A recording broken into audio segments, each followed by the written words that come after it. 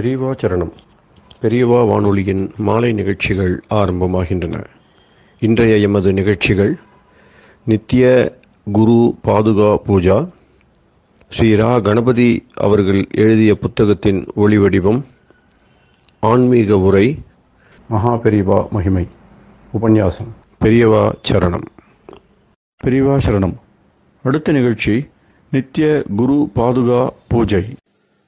शुक्लाम्बरधरम् विष्णुम् शशिवर्णम् चतुर्भुजम् प्रसन्नवदनम् ध्यायेत् सर्वविघ्नोपशान्तये। ममोपात्त समस्त दुरितक्षयद्वारा श्रीपरमेश्वरप्रीत्यर्थम् गुरुप्रसादसिद्ध्यर्थम् गुरुप्रीत्यर्थम् गुरुपादपूजाम् अद्य करिष्ये। गुरुर्ब्रह्मा गुरुर्विष्णुर्गुरुर्देवो महेश्वरः गुरुः साक्षात् परब्रह्म तस्मै श्रीगुरवे नमः। अपारकरुणासिन्धुम् ज्ञानदम् शान्तरूपिणम् श्रीचन्द्रशेखरगुरुम् प्रणमामि मुदान्वहम्। सदाशिवसमारम्भाम् शङ्कराचार्यमध्यमाम् अस्मदाचार्यपर्यन्ताम् वन्दे गुरुपरम्पराम्. எல்லோரும் குருவை பெரிவாளை தியானம் பண்ணிண்டு அர்ச்சனை பண்ணுவோம். அஷ்டோத்திரம். பெரியவா அஷ்டோத்திரம் பல அஷ்டோத்திரங்கள் இருக்கு. அதுல எளிமையா சுலபமா எது இருக்கோ அதை நான் இப்ப சொல்றேன்.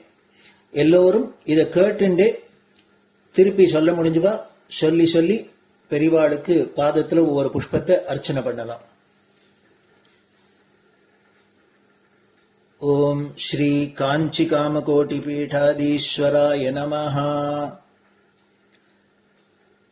श्रीमत् चंद्रशेखरेन्द्र सरस्वती गुरुभ्यो नमः। संन्यासाश्रम शिखराय नमः। काषाय दंडधारिणे नमः। सर्वपीठापहारिणे नमः। स्वामिनाथ गुरवे नमः।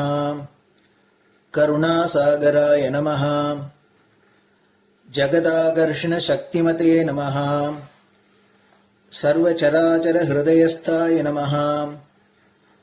ओम भक्त परिपालक श्रेष्ठाय नमः। धर्म परिपालकाय नमः। श्री जयेन्द्र सरस्वत्याचार्याय नमः। श्री विजयेन्द्र सरस्वती पूजिताय नमः। शिवशक्ति स्वरूपाय नमः। भक्ताभीष्ट प्रदायकाय नमः। ब्रह्मण्य पोषकाय नमः। ब्रह्म विष्णु शिवैक्य स्वरूपाय नमः। कांची क्षेत्रवासाय नमः। कैलाश शिखरवासाय नमः। स्वधर्म परिपोषकाय नमः।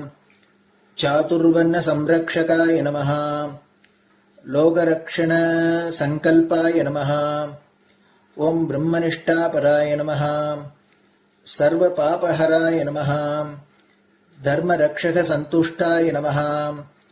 भक्तार्पितधन स्वीकर्त्रे नमः। सर्वोपनिषत् सारज्ञाय नमः। सर्वशास्त्रगम्याय नमः। सर्वलोक पितामहाय नमः। भक्ताभीष्ट प्रदायकाय नमः। ब्रह्मण्य पोषकाय नमः। नानाविध पुष्पार्चितपताय नमः। रुद्राक्ष क्रीडधारिणे नमः। भस्मोद्दोलित विग्रहाय नमः। सर्वज्ञाय नमः। सर्वचराचर व्यापकाय नमः। अनेक शिष्य परिपालकाय नमः। मनश्चाञ्चल्य निवर्तकाय नमः। अभयहस्ताय नमः। भयापहाय नमः। यज्ञपुरुषाय नमः। यज्ञानुष्ठान रुचिप्रदाय नमः। यज्ञसम्पन्नाय नमः। यज्ञसहायकाय नमः। यज्ञफलदाय नमः। यज्ञप्रियाय नमः। उपमानरहिताय नमः। स्फटिक तुलसी रुद्राक्ष हारधारिणे नमः। चातुर्वर्ण समदृष्टये नमः।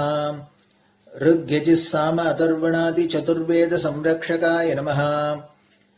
दक्षिणामूर्तिस्वरूपाय नमः जाग्रत् स्वप्न सुषुप्ति अवस्थातीताय नमः कोटिसूर्यतुल्य तेजोमय शरीराय नमः साधुसंग संरक्षकाय नमः अश्वगज गोपूजा निर्वर्तकाय नमः गुरुपादुक पूजा तुरंतराय नमः कनकाभिषिक्ताय नमः स्वर्ण बिल्वदल पूजिताय नमः सर्वजीव मोक्षदाय नमः मूकवाक्तान निपुणाय नमः नेत्र दीक्षादानाय नमः द्वादशलिंग स्थापकाय नमः गान रसप्रियाय नमः ब्रह्मज्ञानोपदेशकाय नमः सकलकलासिद्धिताय नमः चातुर्वण्य पूजिताय नमः अनेकभाषा संभाषण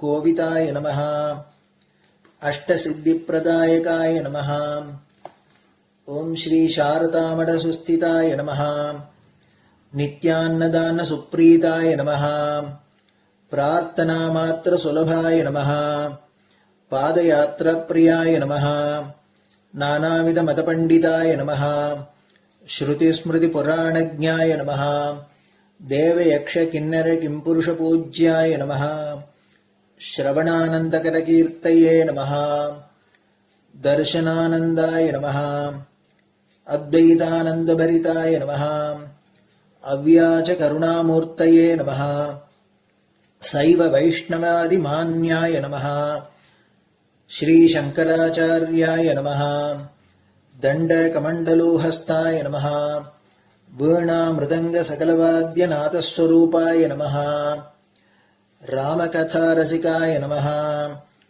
वेद वेदांग आगमादि सकलकला सतस्प्रवर्तकाय नमः हृदय गुहाशयाय नमः शतरुद्रीय वर्णितस्वरूपाय नमः केदारेश्वरनाथाय नमः अविद्यानाशकाय नमः निष्कामकर्मोपदेशकाय नमः लघुभक्तिमार्गोपदेशकाय नमः लिंगस्वरूपाय नमः सालग्रामसूक्ष्मस्वरूपाय नमः कालड्यां शङ्करकीर्तिस्तम्भनिर्माणकर्त्रे नमः जितेन्द्रियाय नमः शरणागतवत्सलाय नमः श्रीशैलशिखरवासाय नमः डमरुकनादविनोदाय नमः वृषभारूढाय नमः दुर्मदनाशकाय नमः आभिचारिकदोषहर्त्रे नमः मिताहाराय नमः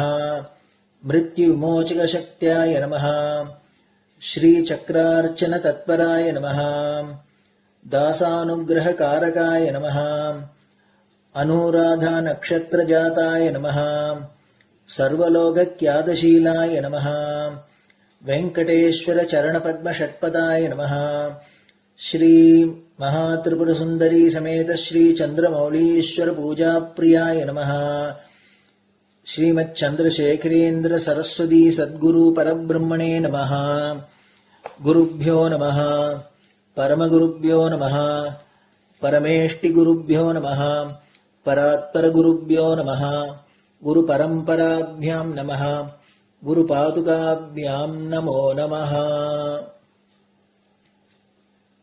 அடுத்தது ஊதுபத்தி இருந்தா அதை காமிச்சு தூபம், நெய் தீபம் இருந்தா காமிச்சு அதை நெய் தீபம் தீபம் காமிச்சுட்டு நைவேத்தியம் வெத்தலைப்பாக்கு பழம் இதுலேருந்து ஆரம்பிச்சு அவளுக்கு எது சௌரியமோ அதுபடி நைவேத்தியம் பண்ணலாம். அதுக்கு அடுத்தது கற்பூர ஹாரத்தி பண்ணி எல்லோரும் பிரதட்சிண நமஸ்காரம் பண்ணி பெரியவாள்கிட்ட பிரார்த்தனை பண்ணிண்டு எல்லோரும் க்ஷேமமா இருக்கணும், லோகம் பரம மங்களமா சௌக்கியமா இருக்கணும், எல்லோரும் வியாதி வெக்க இல்லாத ஆயுராரோக்கிய ஐஸ்வர்யத்தோட சாந்தம் அமைதியோட ஞான வைராக்கியத்தோட எல்லோரும் நல்லவர்களாயிருந்து நன்மையை அடையணும்னு பிரார்த்தனை பண்ணி இந்த பூஜையை தினம் செய்யலாம். குரு பிரம்மா குருர் விஷ்ணுர் குருர் தேவோ மகேஸ்வரः குரு சாட்சாத் பரபிரம்ம தஸ்மை ஸ்ரீ குரவே நமஹ. அபார கருணா சிந்தும் ஞானதம் சாந்தரூபிணம் ஸ்ரீ சந்திரசேகர குரும் பிரணமாமி முதான்வகம். சதாசிவசமாரம்பாம் சங்கராச்சாரிய மத்யமாம் அஸ்மதாச்சாரிய பர்யந்தாம் வந்தே குரு பரம்பராம். குரு பாத பூஜை நிறைவடைஞ்சது. பெரியவா சரணம். பெரியவா சரணம். பெரியவா வானொலியில் நேயர்கள் அடுத்து கேட்க இருப்பது ஸ்ரீ ரா கணபதி அவர்கள் எழுதிய புத்தகத்தின் ஒளி வடிவம். அளிப்பவர் ஸ்ரீமதி உமா சங்கர் அவர்கள். தேனினும் இனிய சொல்லான் தீச்சுடர் மேனி கொண்டான் ஊனுயிர்க்குயிரதான ஒன்றினைக் கலந்து நின்றான் ஏனினிக் கவலை நெஞ்சே இன்றுனக் அருள் செய்தான் இஞ்ஞானவான் காமகோட்டி நாதனை நம்புவோமே. ஜெய ஜெய சங்கர ஹரஹர சங்கர. மகாபெரிவாளின் உபன்யாசங்களை ரா கணபதி அண்ணா தெய்வத்தின் குரல் என்ற பெயரில் 7 பாகங்களாக தொகுத்து அளித்ததின் 4ஆம் பாகத்தின் அடுத்த பகுதி. அத்வைத்தம் போர் தீர்ந்த அமைதி காண. மாயையை அடக்குவது ஈசனே. இங்கே இன்னொன்று கூட சொல்லத் தோன்றுகிறது. பிரகிருதியில் ஜீவனை பிரவருத்திக்க விட்டவன் எவனோ அந்த ஈஸ்வரனின் கிருபை இருந்தால்தான் அதிலிருந்து ரிலீஸ் ஆகி மோட்சமடையலாம் என்பது சம்பந்தமான விஷயம்தான். ஆரம்பத்திலேயே சொன்னேன், ஞானவானாக இருந்தால் கூட பிரகிருத்தியை எப்படி நிகிரகம் பண்ண முடியும் என்று பகவானே கேட்டார் என்று. ஆனால் பிரகிருதி என்கிற மாயை அடங்கினால்தான் மோட்சம். பிரகிருதி என்ற மாயை உற்பத்தி செய்த சரக்குதான் மனஸ். மனஸ் அடங்கின பின் ஜீவன் மோட்சம் பெறுகிறான் என்று இத்தனை நேரம் சொன்னேனே தவிர மாயை அடங்குவதை பற்றி சொல்லவில்லை. அத்வைத சாஸ்திரங்களிலும் மனசை அடக்கச் சொல்லித்தான் சாதகனுக்கு உபதேசமே ஒழிய மாயையை அடக்கு என்று சொல்வதில்லை. ஏனென்றால் அது இவனுக்கு மேற்பட்ட மகாசக்தி, இவனையே உண்டாக்கிய சக்தி அது. ஆகையால் இவன் அதை அடக்க முடியாது. அதன் வசப்படாமல் தன் மனசை இழுக்க பிரயத்தனப்படுவதுதான் இவனால் முடிந்தது. இந்த பிரயத்தனத்தையும் சபலமாக்குவது, பலிதமாக்கி தருவது ஈஸ்வர கிருபைதான். ஜீவனுடைய மனஸ் அடங்கின பின் மாயாசக்தி மறுபடி மனசை முளைக்க பண்ணாமல் இருக்க வேண்டுமே.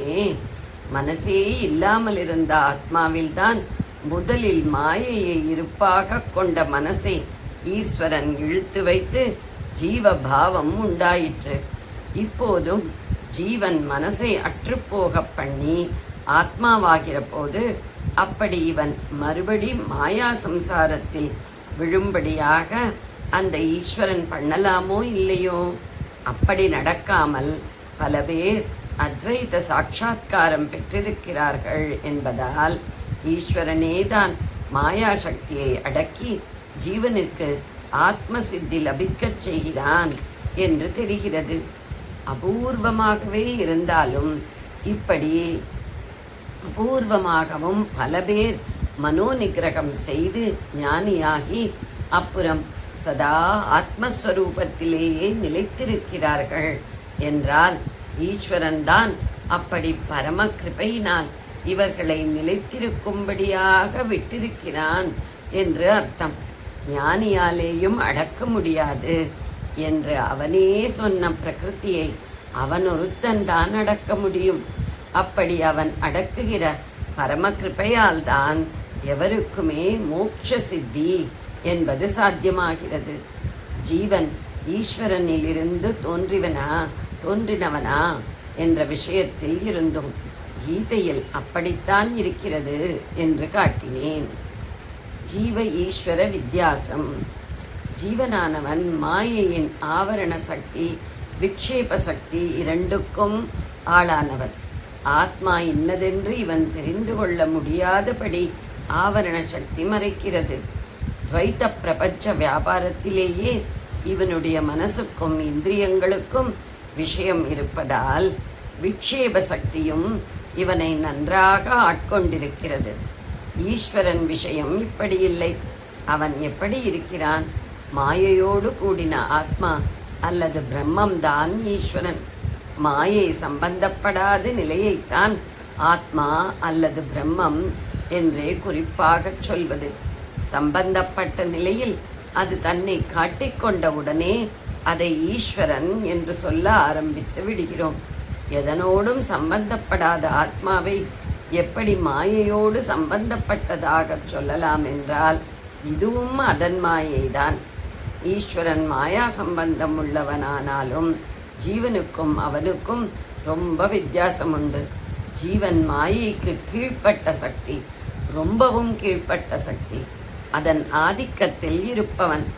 இவனுடைய ஜீவத்துவத்தை உண்டாக்கி இருப்பதே மாயைதான். ஆத்மாவை பிரம்மத்தை ஈஸ்வரன் என்று வேறு போலாக்கி இருப்பதும் மாயைதான் என்றாலும் இது அவனே செய்து கொண்ட விளையாட்டுதான். மாயையை அவன் அடக்குவான். மாயை அவனுக்கு அதீனமானது. அவன் மேல் அது ஆதிக்கம் செலுத்தவே முடியாது. பிரம்மத்தினிடத்தில் அதை கொண்டே மாயாசக்தியால் ஜகத் தோற்றத்தை அவன் கல்பித்து அதன் வியாபாரத்தை நடத்துகிறான் என்ற அளவில் அவனை மாயையின் விக்ஷேப சக்திக்கு பாத்திரனாக மட்டும் அத்வைத சாஸ்திரங்கள் சொல்லும். ஆனாலும் பிரம்மத்தை அவனிடமிருந்து மாயையாலும் மறைக்க முடியாததால் அதன் ஆவரண சக்திக்கு அவன் கொஞ்சமும் ஆளாவதில்லை என்று அவற்றில் சொல்லியிருக்கிறது. பிரம்மத்தை அவனிடமிருந்து மறைக்க முடியாது என்பதற்கு அர்த்தம் அவன் எப்போதும் உள்ளுக்குள்ளே பிரம்மமாகவே இருக்கிறான் என்பதாகும். வெளியிலே இத்தனை கூத்து இருந்தாலும் அவனது ஆத்ம ஞான நிலை கொஞ்சம் கூட பாதிக்கப்படுவதில்லை. துவைத்தத்திலிருந்து அத்வைத்தத்துக்கு இப்படி அவன் துவைத்த அத்வைத்தங்கள் இரண்டிலும் இருப்பதால் தான் மனசிடம் சம்பந்தமே பட முடியாமல் ஒரே அத்வைத்தமாக உள்ள ஆத்மாவுக்கும் ஆத்மாவிடம் சம்பந்தப்படவே முடியாமல் ஒரே துவைத்தமாக உள்ள ஜீவ மனசுக்கும் பாலமாக இருக்க முடிகிறது. தன் விஷயத்தில் ஆத்மாவை மாயை மறைக்க முடியாமல் வைத்துக்கொண்டு அதே சமயம் மாய பிரபஞ்சத்தையும் ஆண்டு கொண்டிருக்கிற அவன் பிரபஞ்சத்தில் உள்ள ஜீவனிடமும் சம்பந்தம் வைத்துக்கொண்டு மறைவில்லாத வெட்டவெளியான ஆத்மாவையும் அனுபவித்துக் கொண்டிருக்கிறான். இப்படி இரண்டிலும் சம்பந்தப்பட்டிருப்பதால் அவன்தான் அந்த வெட்டவெளிக்கு கொண்டு சேர்க்கக்கூடிய பாலமாக இருக்கிறான். அவன் இப்படி இரண்டுமாக இருப்பது நமக்கு புரியாத புதிராகவேதான் கொஞ்சம் கொஞ்சமாக துவைத்த மனசையும் அத்வைத ஆத்மாவிலே கரைத்து ஜீவனை அதுவாகவே ஆக்கிவிடுகிறான். இதை கொஞ்சம் புரிய வைப்பதற்கு ஒரு திருஷ்டாந்தம் வேண்டுமானால் சொல்லி பார்க்கலாம் என்று தோன்றுகிறது. ஒரு இரும்பு குண்டு இருக்கிறது. அதை வாயுவிலே கரைப்பது என்றால் எப்படி முடியும்? அதுவாக கரைய முடியாது. பெரிசாக ஃபர்னஸில் ஊது உலையில் 2000-3000 டிகிரிக்கு நெருப்பை உண்டாக்குகிறார்கள். அந்த நெருப்பும் வாயுதான். என்னவோ ஒரு கேஸ் என்கிறார்கள். ஸ்ரீசரணர்கள் குறிப்பிடுவது ஆக்சி அசிட்டலின் கேஸாக இருக்கலாம். அந்த எரிவாயுதான் இப்படி நெருப்பாக எரிவது. வாயு என்றாலும் கண்ணுக்கு தெரியாமல் இல்லை, பெரிய ஜுவாலையாக கண்ணையே பறிக்கிற மாதிரி தெரிகிறது. இப்படிப்பட்ட ஜுவாலையில் காய்ச்சினால் அத்தனை கெட்டியாக இருந்த இரும்பு குண்டும் இளகி திரவமாகி அப்புறம் அந்த திரவமும் வாயுவாக மறைந்து போய்விடுகிறது. இப்படித்தான் மாயையில் போட்டு நன்கு கிட்டித்த அந்த கரணம் குண்டு மாதிரி கிண்டாக ஆத்மாகாசத்தில் ஆத்மா என்ற வாயு வெளியில் என்று வைத்துக்கொள்வோம். அதில் கரைய முடியாமல் தனக்கு தனியான ஜீவபாவத்தை கற்பித்து கொண்டு கிடக்கிறது. வாயுவாக இருந்து கொண்டிருந்தாலும் ஜோதிஷ் என்ற ரூபத்தோடு கூட இரும்பை தொட்டு அதற்குள்ளே தன் சக்தியை செலுத்தி உருக்குகிற ஜுவாலை மாதிரி ஈஸ்வரன் இருக்கிறான். ஆத்மாவைப் போல இல்லாமல் இவன் ஜீவனோடு சம்பந்தப்பட முடியும். அவனுடைய மனசை உருக்கி இழக்க முடியும். அப்புறம் வாயு மாதிரி பரவி பறக்க வைக்க முடியும். ரூபமற்ற வாயு போன்ற தன்னுடைய ஆத்மஸ்வரூபத்திலேயே இந்த மனசும் இரண்டரச் சேர்ந்து மறையும்படியாகவும் பண்ண முடியும். ஜெய ஜெய சங்கர, ஹர ஹர சங்கர. பெரியவா சரணம். இந்நிகழ்ச்சியின் அடுத்த பகுதி நாளை மாலை இதே நேரத்தில் ஒளிபரப்பாகும். பெரியவா சரணம். பெரியவா சரணம். பெரியவா வானொலியில் நேயர்கள் அடுத்து கேட்க இருப்பது திரு கவிக்கண்ணன் அவர்களின் ஆன்மீக உரை. பெரியவா சரணம். ராம் ராம். ஸ்ரீ குருப்யோ நமஹ. ஜெய ஜெய சங்கர, ஹர ஹர சங்கர. பெரியவா வானொலி நேயர்கள் அனைவருக்கும், மகா பெரியவாவுடைய பக்தர்கள் அனைவருக்கும் அடியேன் கவிக்கண்ணனின் அன்பு கலந்த நல்வாழ்த்துக்கள். ராம் ராம். ஜெய ஜெய சங்கர, ஹர ஹர சங்கர. ஸ்ரீ குருப்யோ நமஹ. நம்ம ரமண பகவானுடைய அக்ஷரமண மாலையில் ஒரு மணிகளாக எடுத்து அனுபவிச்சு கொண்டிருக்கோம். பகவானுடைய கருணைக்கு சில உபமானங்கள் தான் நம்ம பார்க்கலாமா? ஒரு சமயம் ஒரு காகத்துக்கு கூட முக்கிய கொடுத்தாராம். அவ அம்மா குழந்தைய தேடின்னு ஊரெல்லாம் தேடி பையனை காணமே, 18 வயசுல எங்கேயோ போயிட்டானேன்னு தேடி அலைஞ்சு ஒரு வழியா திருவண்ணாமலை கண்டுபிடிச்சு வான்னு கூப்பிட்ட போது அவர் திரும்பி போலியாம். அப்ப என்ன சொல்லிட்டார் அப்படின்னாக்கா, அவர் சின்னதா 4 எழுத்து மாத்திரம் 2 லைன் எழுதி காமிச்சிட்டார் கையில, அவ்வளவுதான். அந்த அம்மா படிச்சுட்டு ரொம்ப கஷ்டப்பட்டா. பிற்காலத்துல அந்த அம்மா இவர் பெரிய ஞானின்னு புரிஞ்சுட்டு இவர்கிட்டே தங்கிட்டா. கடைசி காலத்துல அம்மா கடைசி வரைக்கும் இவரோடய இருந்தா. ஆனா எப்படி இருந்தா தெரியுமோ, ரமண பகவானுடைய அடியார்கள்ல ஒருத்தரா தான் அவளும் இருந்தாலே தவிர தான் அம்மாங்கிற முறையில எந்த விதமான அவர் மேல ஒரு ஆளுமையை செலுத்தியோ இல்லை அவர் தன்னுடைய அம்மாங்கிறதுக்காக ஏதாவது எக்ஸ்ட்ராவா பதிவு காட்டி எதுவும் பண்ணவே இல்லையா. அப்படிப்பட்ட எல்லாரையும் சமபாவமா பார்க்கக்கூடிய ஒரு கருணா வீட்சத்தோடு இருந்த அவர் தாயாரையே தனக்கு சீடனா கடைசி காலத்தை ஆக்கிட்டார் அப்படின்னு சொல்லுவா. மகா பெரிவாள் ஒரு சமயம் பால் பிரண்டன் அப்படிங்கிற ஒரு வெளிநாட்டு ஒரு தத்துவ பேராசிரியர் போய் பார்க்கிறார். பார்த்துட்டு அவரோட டிஸ்கஸ் எல்லாம் பண்ணின உடனே பெரியவா என்ன சொல்றாளாம் தெரியுமா, உனக்கு இதுக்கெல்லாம் சரியான விளக்கம் கொடுக்கறதுக்கு உனக்கு தகுந்த குருவா இருக்கக்கூடிய யாரு அப்படின்னா திருவண்ணாமலையில இருக்கார், அவரை போய் பாருன்னு அனுப்பிச்சுடுறார். மகாபெரிவாளுக்கு ரொம்ப ரொம்ப ரொம்ப ஆசையா ரமண பகவான் தரிசனம் பண்ணணும்னு. ஆனா திருவண்ணாமலைக்கு போறத தவிர்த்துட்டார். ஏன்னு கேட்டா அங்க இருக்கிற ஒரு கல்லுக்குள்ளையும் கூட ஏதோ ஒரு சித்தர், ஏதோ ஒரு ஞானி, ஏதோ ஒரு மகான் அதுக்குள்ள அந்த ரூபத்துக்குள்ள ஒளிஞ்சிட்டு இருப்பா. அதனால அது மேல நடந்து போகக்கூடிய அளவுக்கு நான் பெரிய ஆள் ஆயிடல அப்படின்னு சொல்லி தவிர்த்துட்டா அப்படின்னு கேட்ட சொல்லுவா. எப்பவும் பகவான் கிரிவலம் பண்ணுவாராம். கடைசி காலத்தில் ரொம்ப முடியாத போச்சுங்கிறத தவிர மிச்சம் எல்லாத்திலையும் தினம் கிரிவலம் பண்ணுவார். அப்புறம் பௌர்ணமி தோறும் பண்ணுவார். அந்த கிரிவலம் பண்ணும்போதுதான் தன்னுடைய அடியார்களுக்காக இந்த அக்ஷரமண மாலை எழுதி கொடுத்தார் அப்படின்னு சொல்றது நம்ம எல்லாரும் கேள்விப்பட்டதுதான். இது நமக்கு எவ்வளவு எளிமையா இருக்கு. அதுக்கு முன்னாடிலாம் சிவபுராணத்தை தான் அவர் எல்லாருமே சொல்லிட்டு இந்த கிரிவலம் இருந்தாலாம். ஆனா இது எழுதி கொடுத்த அப்புறம் எல்லாரும் இந்த அக்ஷரமண மாலையே சொல்லிட்டு அப்படியே ஒருவர் கிரிவலம் பகவான மலையவே பகவானா அருணாச்சலேஸ்வரராக பார்த்தா. இத பத்தி நம்ம பார்க்கும்போது நம்ம தாய்மான சுவாமி ஒரு பாட்டுல என்ன சொல்றாரு அப்படின்னு கேட்டாக்க, அவனன்றி ஓரளவும் அசையாது எனும் பெரிய ஆப்தர் மொழி ஒன்று கண்டால் அறிவாவது ஏது. ரமண பகவான் பார்த்த மாதிரி எல்லாமே பரபிரம்மம், எல்லாமே சிவஸ்வரூபம். அந்த மலை கூட அருணாச்சலேஸ்வரர் தான் அப்படின்னு பார்த்தார் இல்லையா. தன்கிட்ட எல்லா ஒத்தொத்தரையும் பாகுபாடு இல்லாம பாரபட்சம் இல்லாத பார்த்தார் இல்லையா. அதுக்கு பொருத்தமான இந்த தாய்மான சுவாமிகளுடைய பாடல் என்ன சொல்றதுன்னா, அவனன்று ஓரணுவும் அசையாதேனும் பெரிய ஆப்தர் மொழி ஒன்று கண்டால் அறிவாவது ஏது சில அறியாமை ஏது. இவை அறிந்தார்கள் யார் யார் ஆவார். மௌனமொழி இருந்தது யார் என்போல் உடம்பெல்லாம் வாயாக பிதற்றுபவர் யார். மனது எனவும் ஒரு மாயை எங்கே இருந்து வரும். வன்மையோடு இரக்கம் எங்கே. புவனம் படைப்பது என் கர்த்தவியம் எவ்விடம். பூபேதங்கள் எவ்விடம்.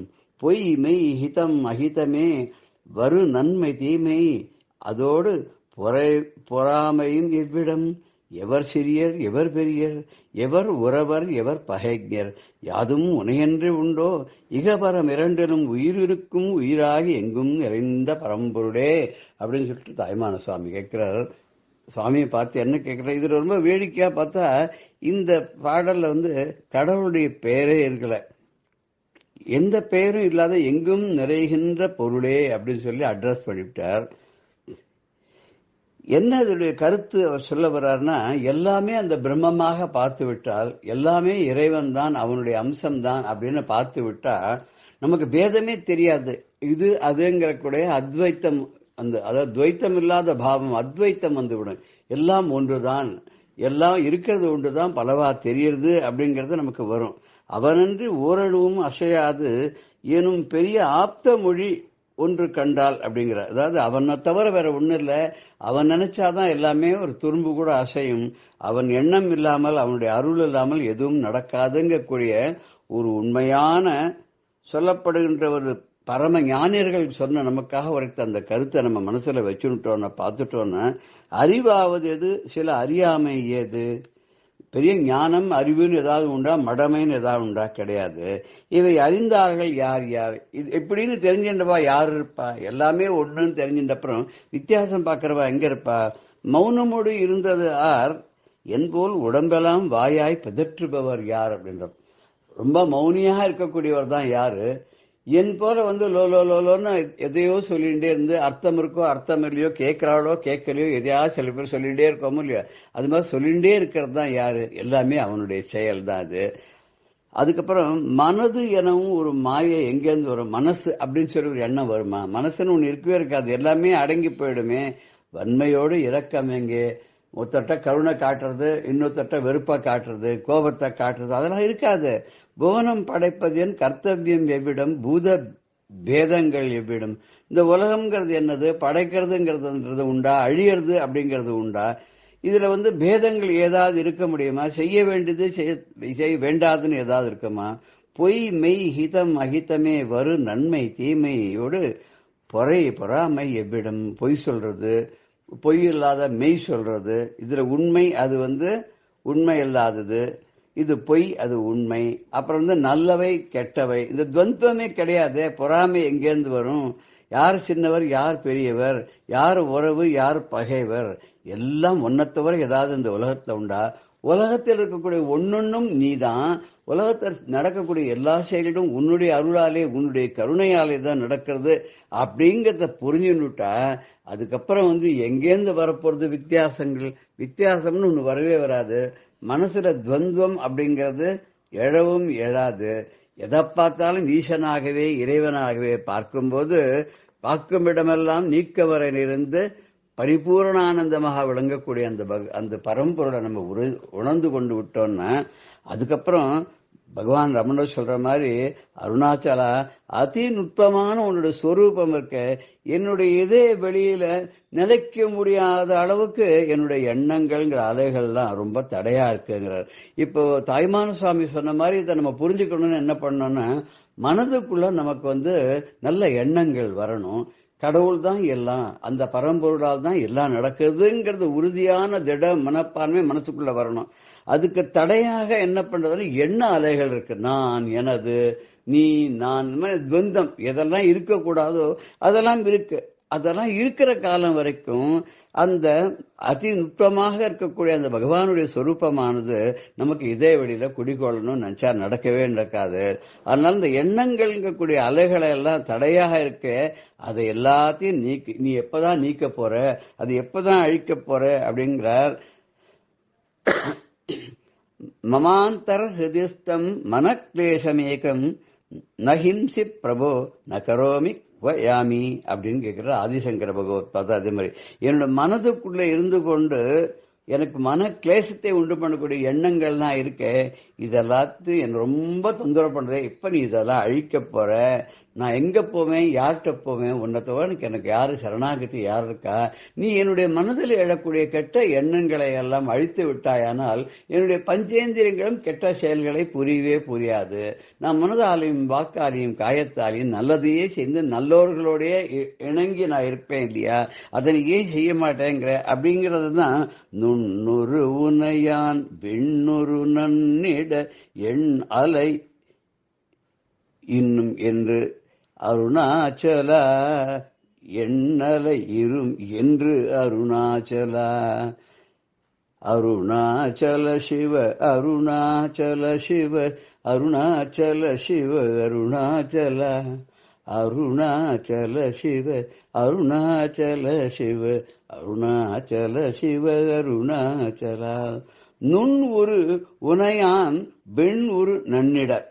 அதாவது அருணாச்சலா, நீ அதிநுட்பமான சொரூபம் நீ இருக்கியே, அதை விண்ணுரு நன்னிட, உன்னை என்னுடைய இதயங்கக்கூடிய வெளியில சிதாகாசத்துல அப்படியே நன்னிட உன்னை இருத்தி உன்னை என்றென்றும் பணிந்து உன்னையே வணங்கி தொழுது என்னுடைய வாழ்வை கழிக்கும்படியாக அதுக்கு தடையாக என்ன இருக்கு அப்படின்னு சொன்னா, அதை நிலைக்க ஒண்ணாத என்னுடைய எண்ணங்கள், கெட்ட எண்ணங்கள் இருக்கு இல்லையா, மனசு அங்கேயும் எங்கேயும் அலை பாஞ்சி என்னை எங்கேயோ இழுத்துன்னு ஓடுறது இல்லையா, ஸ்திரமாக உன்னை தொழாவண்ணம் அந்த எண்ண அலைகள் எனக்கு பெரும் தடையாக இருக்கு. எண்ண அலைகள், இந்த எண்ண அலைகள் தடையா இருக்க, அது இரும் என்று எப்போ அது இது போயிடும், இது அழிஞ்சு போயிடும், இது நீங்கிடும் அப்படிங்கிறதுக்கு காலம் எப்போ இருக்கு, எனக்கு எப்ப காலம் வரும், நீ எப்ப எனக்கு அருள் பண்ண போற, நீ அருள் பண்ணினாதானே அது உன் அருளால் அன்றி வேற ஒன்னும் வராது, அவனன்றி ஓரணும் அசையாதுக்கான்னு சொன்னதுனால உன்னுடைய அருள் இல்லாத என்னதான் நடக்க முடியும், எதுவும் நடக்காது.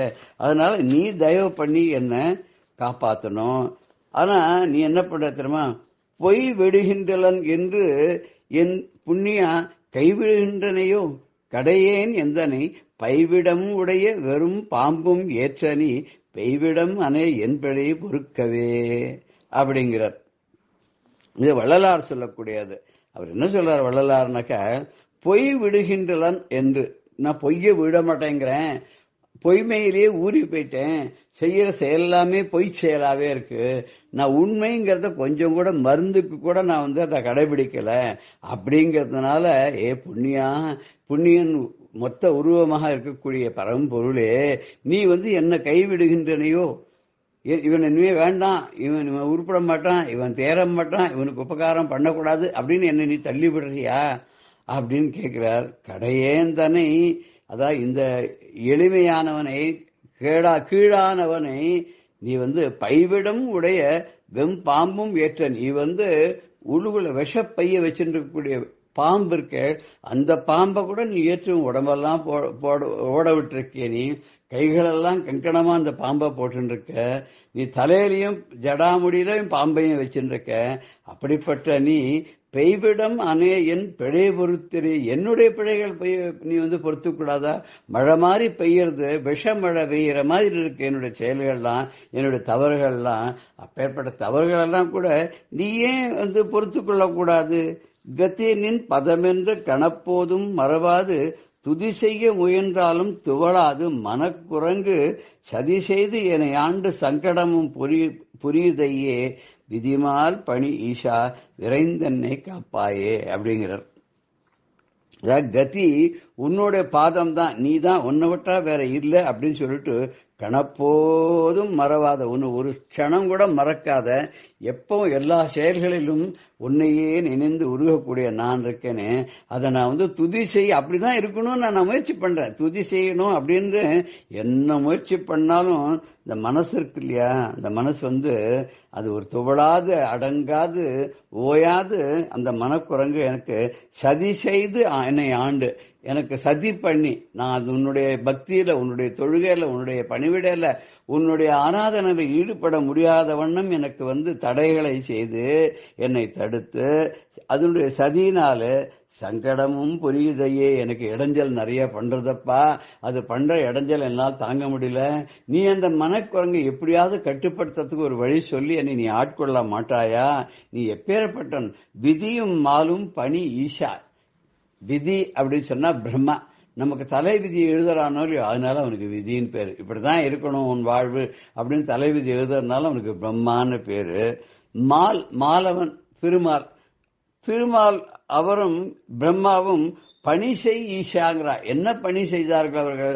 2 பேரும் முடிய பாக்குறேன் அடிய பாக்குறேன்னு கிளம்பிட்டு பார்க்க முடியாது, திரும்பி வந்துட்டா. ஏன்னா பகவான் ஜோதிஸ்வரமா நின்னதுனால. கடைசியில் தோற்று போயிட்டார்னு அப்ப கூட சிவபெருமான் கருணையே வடிவான என்ன பண்றாருன்னு பிரம்மாவுக்கு ஒரு வாழை கொடுத்தாராம். அதே மாதிரி விஷ்ணுவுக்கு சுதர்சன சக்கரத்தையே கொடுத்து அவர் ஊக்குவித்து வெரி குட் போயிட்டு வா அப்படின்னு சொல்லி அனுப்பிச்சார் இல்லையா. அப்படிப்பட்ட நீ நான் பண்ண தப்பா பொறுத்துக்க மாட்டியா? அவள்லாம் கர்வத்தினால போய் உன் தலையும் முடியும் தேடுறேன்னு சொல்லி போய் தோத்து போயிட்டு வந்தாளே. அப்படி இல்லாம நான் பண்றேன், உன்னை நிந்தனையா பண்றேன், நான் அப்படிலாம் ஒன்னும் பண்ணலையே, உன்னுடைய பாதமே கதின்னு தானே எப்போதும் உன்னையே தானே நினைச்சு கொண்டு நான் இருக்கேன். அப்படி உன்னையே துதிசையை விழுந்தாலும் நான் என்ன பண்ணுவேன்? என்னோட மனக்குரங்கு என்னை ரொம்ப தடை பண்ணி எனக்கு இடைஞ்சல் பண்ணிட்டு இருக்கு. நீ அந்த சங்கடங்கள்லாம் கொடுக்கறது, அந்த சங்கடங்கள் எல்லாம் விலக்கி என்னோட மனக்குரங்கை அடக்கி என்றென்றும் நீ அருள் புரிந்தாயானால் அப்ப உன்னோட நுண்ணறிவு நுட்பமான உனது சொரூபம் என்னுடைய இதய வழியில நிலைக்கும். அதை நிலைக்க விடாது என்னுடைய எண்ண அலைகள் கூடிய குரங்குகள் தடை பண்றத அதை நீ எப்ப நீக்க போற, அந்த காலம் எப்போன்னு கேட்கிறார். நாமளும் அதையே பகவான்கிட்ட கேட்கலாம். ஜெய ஜெய சங்கர ஹர ஹர சங்கர ஸ்ரீ குருப்யோ நமஹ. ராம் ராம். பெரியவா சரணம். இந்நிகழ்ச்சியின் அடுத்த பகுதி நாளை மாலை இதே நேரத்தில் ஒளிபரப்பாகும். பெரியவா சரணம். பெரியவா சரணம். அடுத்த நிகழ்ச்சி மகா பெரியவா மகிமை உபன்யாசம். வழங்குபவர் பிரம்மஸ்ரீ கணேச சர்மா அவர்கள். பெரியவா ஆந்திரால யாத்திரை பண்ணிட்டு இருக்கிறது பல வித்வத் சதஸ்லாம் அங்கங்க போற இடத்துல நடக்கும். பண்டிதர்கள்லாம் மகா பண்டிதர்கள் வேத வித்துக்கள் எல்லாரும் பெரியவா சன்னதியில தங்களோட வித்தைகள்லாம் காணிக்கையா சமர்ப்பணம் பண்ணுவா. அப்படி இருக்கிறதே ஒரு வித்வத் சபை நடந்துட்டு இருக்கு. அதுல கோதாவரி ஜில்லாலேருந்து ஒரு பண்டிதர் வந்திருக்கார். அவர் காலு கை இல்லாத ஒரு ஹேண்டிகேப் அப்படின்னு சொல்லலாம், அது மாதிரி ஒரு பெரிய பண்டிதர். அவர் எப்படி வந்தார் அப்படின்னா அவரோட சம்சாரம் அவர் அழிச்சுன்னு வந்திருக்கா. அந்த அம்மா அவர் ஒரு கூடையில உட்காந்து வச்சு தலையில தூக்கிண்டு அழிச்சுன்னு வந்தா பெரியவாள்கிட்ட. பார்த்தவாளுக்கெல்லாம் ஆச்சரியமா இருந்தது. ஒரு பொம்மநாட்டி ஸ்திரீ தன்னோட புருஷனை கூடையில உட்காந்து வச்சு தலையில தூக்கிண்டு வரா. நல்ல திருடார்த்தமான சரீரமா தான் இருக்கா. முதல்ல இப்படி அங்கஹீனமா இருக்கிற ஒருத்தரை ஒரு ஸ்திரீ கல்யாணம் பண்ணிண்டு அவரோட கொடுத்தனம்ன்றதே பெரிய ஆச்சரியம். இதுக்கு மேல அவரை கூடையில தூக்கிண்டு அவர் எங்கெங்கெல்லாம் போகணுங்கிறாரோ, எந்தெந்த சதஸ்கோ என்னென்னவோ எல்லாத்துக்கும் அழிச்சுன்னு போறா. அப்படின்னா அப்படி பதவி சிசுரூஷ பண்றாருன்னா எப்பேற்பட்ட பதிவிரதியா இருக்கணும். இதை பார்த்தோன்னு பெரியவாளுக்கு ஆச்சரியமா இருந்தது. பெரியவா எல்லாத்தையும் சொல்லி ஆச்சரியப்பட்டா. என்ன இப்படி ஒரு பொம்மநாட்டியா இருக்கா? இந்த காலத்துல கூட நம்ம ஏதோ புராண இதிகாசங்கள்லாம் படிக்கிறோம், நலாயினி முதலான பதிவிரதா ரத்னங்கள்லாம் பார்க்கிறோம். புருஷனை தூக்கிட்டு போனா, சுமந்துன்னு போனா, குடையில வச்சுன்னு போனா அப்படிங்கலாம் கதை இதெல்லாம் கேட்கிறோம். அதெல்லாம் வாஸ்தவத்திலேயே நடந்திருக்கும் அப்படிங்கிறதுக்கு சாட்சி மாதிரி இந்த அம்மா அப்படி கூடையில தூக்கின்னு வராளே அப்படின்ட்டு ரொம்ப ஆச்சரியமா இருந்தது. அந்த அம்மாவோட அந்த பதிபக்தியை ரொம்ப மெச்சினா பெரியவா. அந்த அம்மாவும் பெரியவாள்கிட்ட அளவலாவின் தான். அப்படி ஒரு நாளைக்கு பேசிட்டு இருக்கிறதே பெரியவா கேட்டா, நீ இப்படி இல்லாம உன் பதிக்கு சுசுரூஷ பண்ற மகா பதிவிரதையா இருக்க, எனக்கு ஒன்னே ஒன்னு ஆசை, உன் வாயால என்னை பத்தி ஏதானு சொல்லேன். நான் எப்படி என்னை பத்தி ஏதானு உன் வாயால சொல்லு அப்படின்னா. ஈஸ்வரனு கூட எப்படி ஆசையா இருக்கு அப்படின்னார், பதிவிரதைகள் வாக்கால தன்னை பத்தி அங்கீகரிச்சு சொல்லணும் அப்படின்னு ஒரு ஆசை போல இருக்கு. பெரியவா அப்படி சொன்னோன்னு அந்த அம்மா ரொம்ப சர்வசாதாரணமா என்ன பண்ணினா, நீ சாட்சாத் ஈஸ்வரன், தர்மத்தை நிலைநாட்டுறதுக்காக இந்த உலகத்தில் அவதாரம் பண்ணி நடமாடின்னு இருக்க, நீ இந்த சரீரத்தோடையே 100 வருஷம் இருப்ப அப்படின்னா. 100 வயசு 100 வருஷம் இருப்ப, 4 நட்சத்திரம் குறையும் அப்படின்னா. பெரியவா கேட்டுண்டா. அதுக்கப்புறம் சம்பாஷணம் இருந்து அப்புறம் வெள்ளம் போயிட்டா. இதுல ஒரு ஆச்சரியம் என்ன அப்படின்னா, எப்பவோ பெரியவாளை பார்த்து ஒரு பதிவிரதை என்ன சொன்னா, பெரியவா கேட்டதுக்கு நீ 100 வயசு இருப்ப, 4 நட்சத்திரம் குறையும் அப்படின்னு சொன்னாலும் இல்லையோ, அது பின்னால பார்த்தா பலிச்சுது. 1994 பெரியவா சித்தியானா. மே மாசம் வந்துன்னா 94 1994 மே மாசம் வந்தா பெரியவாளுக்கு 100 வயசு பூர்த்தியாகி 101 பிறந்திருக்கும். ஆனா ஜனவரியிலேயே பெரியவா சித்தி ஆயிட்டா. அப்போ பிப்ரவரி, மார்ச், ஏப்ரல், மே இந்த 4 மாசம் அந்த அம்மா என்ன சொன்னா 4 நட்சத்திரம் குறையும்னா, நீ 100 வயசு இருப்ப 4 நட்சத்திரம் குறையும் அப்படின்னு சொன்னா. இப்ப இந்த 4 மாசத்துல 4 அனுஷம் குறைஞ்சது. இந்த 4 அனுஷமும் பூர்த்தி ஆயிருந்ததுன்னா பெரியவா 100 வயசு கம்ப்ளீட்டா பூர்த்தி ஆயிருக்கும். 101 அடி எடுத்து வச்சிருப்பா. ஆனால் ஜனவரியிலேயே பெரியவா அந்த திவ்ய சரீரத்தை மறைச்சுனுட்டா, சித்தி ஆயிட்டா. இந்த பதிவிரதையோட வாக்கு சத்தியமாக்கிறதுக்கோ இல்ல சத்தியம் அப்படின்னு உலகத்துக்கு காமிக்கிறதுக்காக தான் போல இருக்கு. இப்படி பல நிகழ்ச்சிகள் பெரியவாளோட சரித்திரத்துல பெரியவாளோட அங்கங்க வாளோட பழகினவா வந்து பார்த்தவா பக்தா இவாளோட பெருமையெல்லாம் நினைச்சாலே ஆச்சரியமா இருக்கு. இப்படி பல பேர்லாமும் இந்த காலத்திலையும் இருந்துருக்கா இருக்கா அப்படிங்கறதுலாம் நமக்கு தெரியுது. இப்படி பெரியவா யாத்திரையை தொடர்ந்துட்டு வரா. 1926 வருஷம் மார்ச் மாசம் திருவானைக்காவல்ல பெரியவா இருக்கிறதே தான் ஜமன்லால் பஜாஜ் அப்படிங்கிற ஒரு பக்தர், Rajaji, doctor TV Swaminatha Sastri, P Jayaramaiyer இவாள்லாம் வந்து பெரியவா தரிசனத்துக்கு வந்தா. இந்த முக்கிய பிரமுகாள்லாம் வந்திருக்கா பெரியவாளை தரிசனம் பண்ணணும்னு. பெரியவா திருவானைக்காவில தான் தங்கியிருந்த ஜாகையில மாடியில இருந்தா. இந்த ஜமன்லால் பஜாஜ், அவ டிவி சுவாமிநாத சாஸ்திரி, ஜெயராமையர் எல்லாரும் பெரியவா தரிசனத்துக்கு மேல போயிருந்தா. ஆனா இவா எல்லோடையும் கூட போன ராஜாஜி மட்டும் மேல போல கீழே இருந்தார்.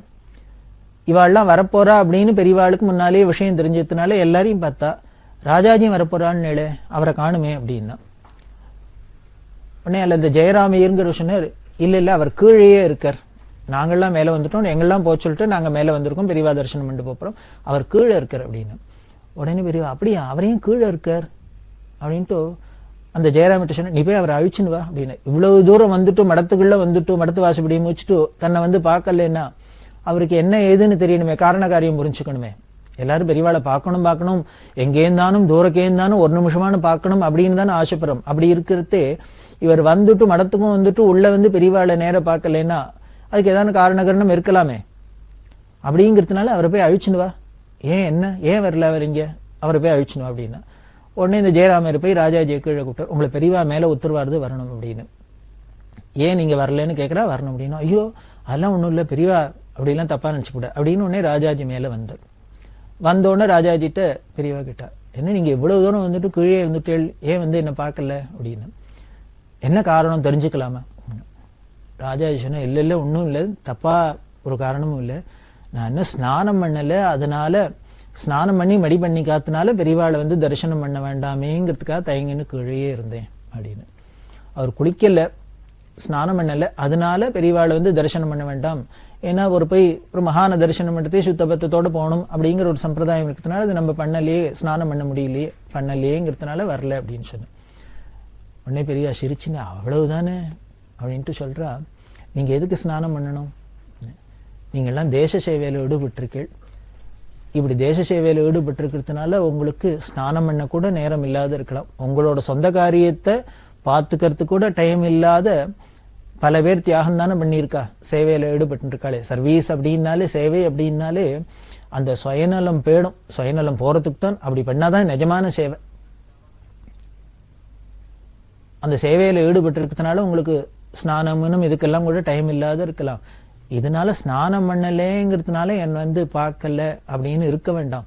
உங்களை மாதிரி இந்த சேவையில ஈடுபட்டு இருக்கிறவாளுக்கெல்லாம் மனசுல ஒரே ஒரு லட்சியம் தான் இருக்கு, தேச சேவை பண்ணணும், சமுதாயத்துக்கு ஒரு நல்லது பண்ணணும் அப்படிங்கிற ஒரு எண்ணம் தான் இருக்கு. அப்படி மனசுல இந்த நல்ல எண்ணம் இருக்கிறதுனாலே மனசு சுத்தியா இருக்கு. அந்த மனசு சுத்தமாயிட்டாலே சரீரமும் சுத்தம்தான், ஆத்ம சுத்தி ஏற்பட்டுருத்து. அதனால பாஹ்யாபியந்தர சுச்சிகி மானசம் வாச்சிகம் பாபம் கர்மணா சமுபார்ஜிதம் ஸ்ரீராம ஸ்மரணேனைவ வியபோஹதி நசம்சேஹா அப்படின்னு நமக்கு சொல்லப்படுறதே. உங்களுக்கு அப்படி மனசுல அந்த எண்ணமும் அப்படி நல்ல எண்ணமாவே இருக்கிறதுனால உங்களுக்கு எப்பொழுதும் உள்ளேயும் சுத்தமா இருக்கும், வெளியிலையும் சுத்தமா தான் இருக்கும். அதனால நீங்க இந்த ஸ்நானம் என்ன பண்ணினாதான் என்னை வந்து பார்க்கணும் அப்படிங்கிற ஒரு நியமம் வச்சுக்கணுங்கிற அவசியம் இல்லை.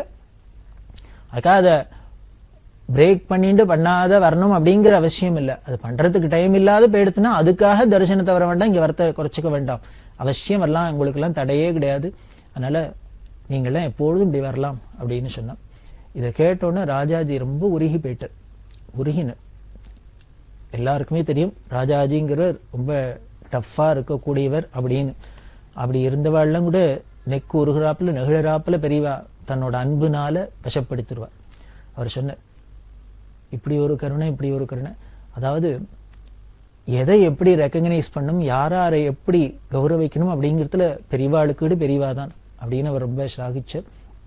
இப்படி பெரியவா அவரை கூப்பிட்டு வலியை கூப்பிட்டு தரிசனம் கொடுத்தது ராஜாஜியால மறக்க முடியாத ஒரு பெரியவாள்கிட்ட பிரியத்தை ஏற்படுத்துது.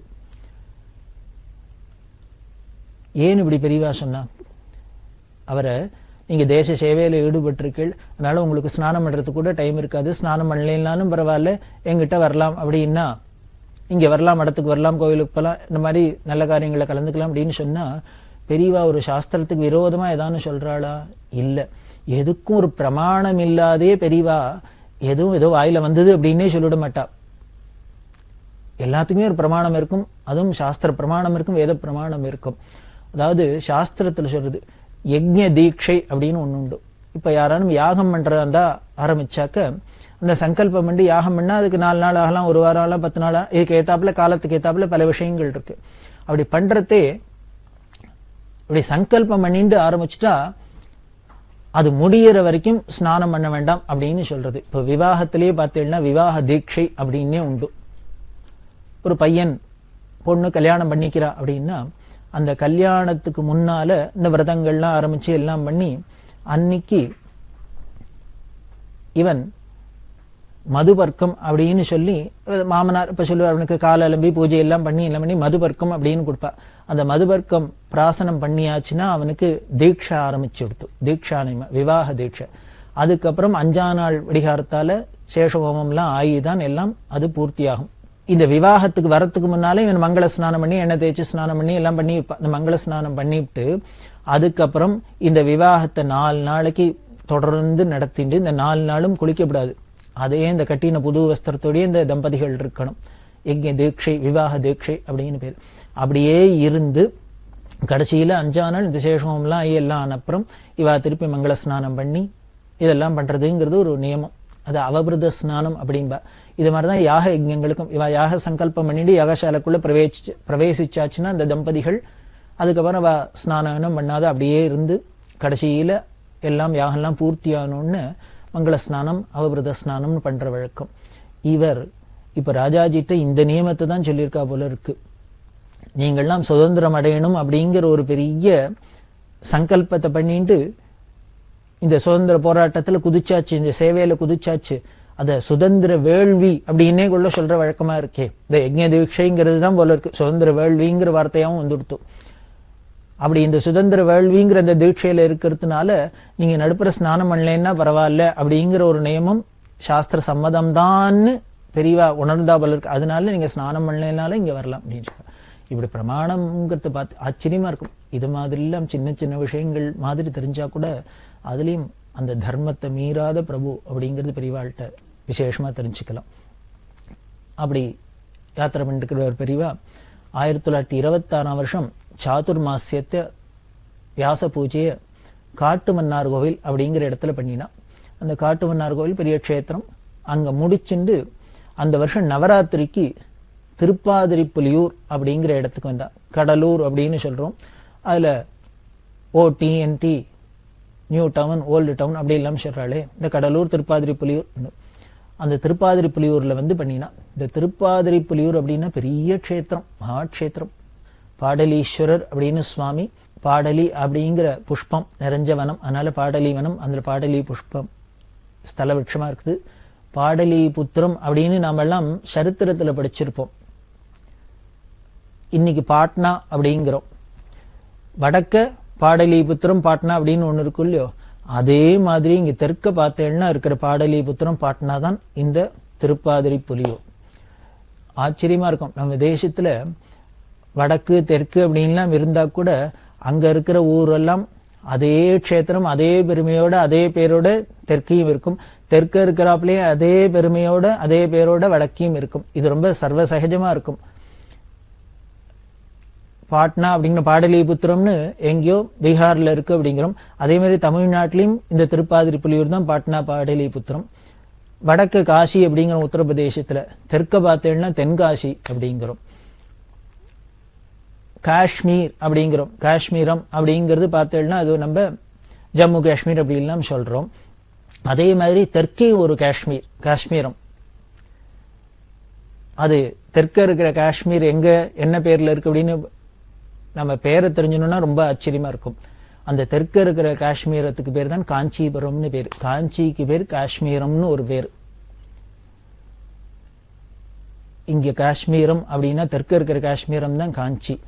இல்ல இப்படி ஒரே பேர் வடக்கையும் இருந்து தெற்கையும் இருக்கிறதுனால நமக்கு சில சமயத்துல இந்த ஆராய்ச்சியாளர்களுக்குள்ளெல்லாம் ஒரு கன்ஃபியூஷன்லாம் வந்துடும். அதனால சில தப்பான அபிப்பிராயங்கள்லாம் பரவிடும். இப்ப இந்த காஷ்மீரம் அப்படின்னு ஞாபகம் வருது, அதை இப்பயே சொல்லிடுறேன். வடக்க ஜம்மு காஷ்மீர் பண்ணி காஷ்மீரம் இருக்குன்னு சொன்னோம். தெற்க இருக்கிற காஷ்மீரம் தான் காஞ்சிபுரம் அப்படின்னு சொன்னோம். சங்கர விஜயங்கள், பல சங்கர விஜயங்கள் இருக்கு. அதுல ஏதோ ஒரு சங்கர விஜயத்துல சொல்றது பகவத் பாதாள் காஷ்மீர்ல சர்வஜ்ஞ பீட்டாரோகணம் பண்ணினா அப்படின்னு சொல்றது.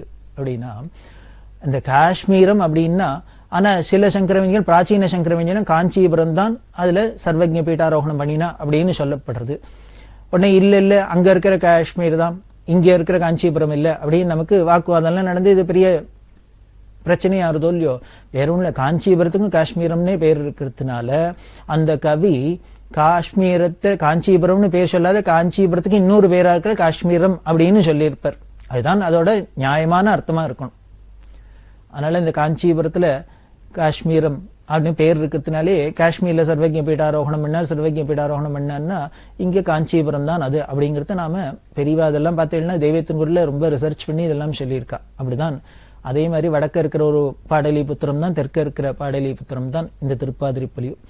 அதுல தங்கியிருந்தா ரொம்ப உயர்ந்த க்ஷேத்திரம். திருப்பாதிரிப்புலியூர்ல இருக்கிறதே பழுத்த காங்கிரஸ் தொண்டர், பெரிய தமிழ் பண்டிதர், அச்சலாம்பிகை அம்மையார்னு பேரு. இந்த அம்மா பேர் அச்சலாம்பிகை அம்மையார்னு பேரு. ரொம்ப காந்தியத்துல ஈடுபட்டு அவரோட அந்த தேச சுதந்திர வேள்வியில ஈடுபட்டிருந்த ஒரு உத்தமி. இந்த அம்மா தான் காந்தியோட சரித்திரத்தை தமிழ் பாடலா ஏற்றினவ. இந்த அச்சலாம்பிகை அம்மையார் தான் காந்தியோட சரித்திரத்தை தமிழ்ல பாட்டா எழுதினா. அந்த அம்மா பெரியவாளை தரிசனம் பண்ணா. ரொம்ப வயசான அம்மா பெரியவாளை தரிசனம் பண்ணினா. பெரியவாளை தரிசனம் பண்ணி பெரியவா மேல 5 பாட்டு அங்கே கம்போஸ் பண்ணி கவனம் பண்ணி பெரியவாளுக்கு சமர்ப்பணம் பண்ணினா. இந்த அம்மா இன்னொரு விசேஷம் என்ன அப்படின்னா, இந்த அச்சலாம்பிகை அம்மையார் பெரியவாளுக்கு வேற என்ன சம்பந்தம் அப்படின்னா, பெரியவாளோட அப்பா சுப்பிரமணிய சஷ்யல்னு.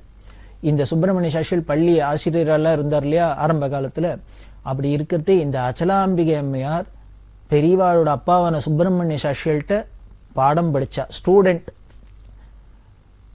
அப்படி இருந்ததுனால இந்த அச்சலாம்பிகை அம்மையார் இந்த சுவாமிநாதனை, அதாவது பூர்வாசிரம பெயர் பெரியவாளுக்கு சுவாமிநாதன் தானே, இந்த பெரியவா சுவாமிநாதனா சுப்பிரமணிய சஷ்யல் பிள்ளையா இருக்கிறதே தன்னோட வாத்தியாரோட பிள்ளையோ இல்லையோ அவரை சுவாமிநாதனை பார்த்திருக்கா.